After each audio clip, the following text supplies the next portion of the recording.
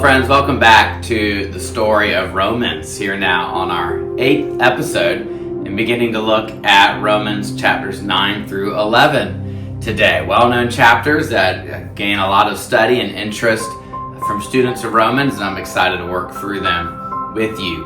And I've referred once or twice to the book by Scott McKnight, Reading Romans Backwards, throughout this study. And he tells a story in that book that I'm going to use to illustrate or to open today's discussion. On August 13th, 1950, the Rehoboth Baptist Church of Americus, Georgia, performed an act of church discipline. Clarence and Florence Jordan ran Koinonia Farm, and the church resolved to expel Clarence and his wife and all the members of their farm. And so maybe you're wondering, what was their sin? What was going on the farm where they had to be removed from the assembly? Well, apparently sometime before the act of discipline, Clarence and the community had brought a visitor to church, an Indian Hindu named R.C. Sharma. And the problem wasn't that he was a Hindu, another religion, but according to the church's resolution, quote, "They have brought people of other races into the services of Rehoboth Baptist Church and have done this with the knowledge that such practices were not in accord with the practices of other members." Now, likely we have experienced God's sanctification enough to be appalled at a story like this. And it gives a good opportunity to consider the question, on what basis should you welcome other people into the assembly?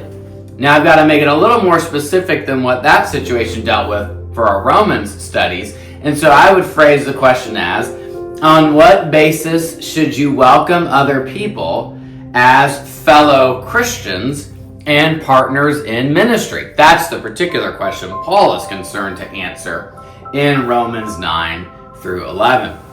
What gives a person membership in the Christian assembly or in the Christian community?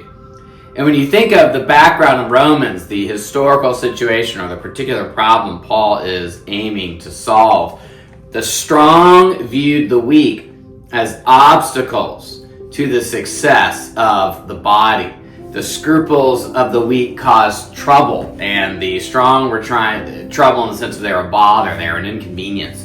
And the strong were trying to solve that problem by running roughshod over their consciences. This is the way it is. If you don't like it, well, too bad. The weak, on the other hand, viewed the strong as obstacles to the success of the body as well, but probably viewed them in terms of threats to the health of the body. They've gone too far in their liberty, and they are sinful in their liberty. They're disobedient to God's law. So in the eyes of the weak, the strong didn't take their commitment to God very seriously. So how do you bring these two groups together?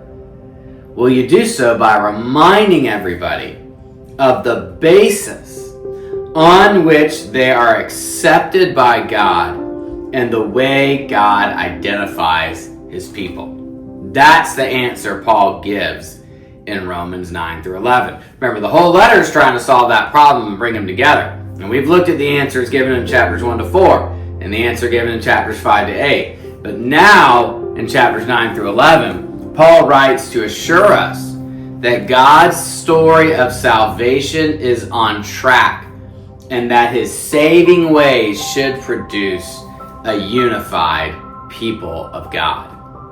Now, if you're familiar with Romans 9 through 11, that may not be the first thing that comes to your mind when you think of these chapters.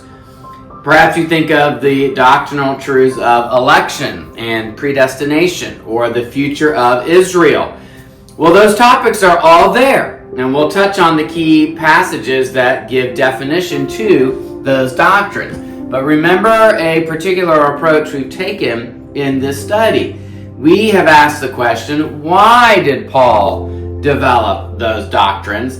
And how does he teach the doctrine in a narrative form? What story does he tell? Those truths generate or support a story And a story is aimed at solving a particular problem. So what story does Paul tell to solve that problem? Those are the questions we'll answer as we consider Romans 9 through 11, which shows us that God pursues, creates, and defines his people by grace and faith. Pursues, creates, and defines the people of God by grace and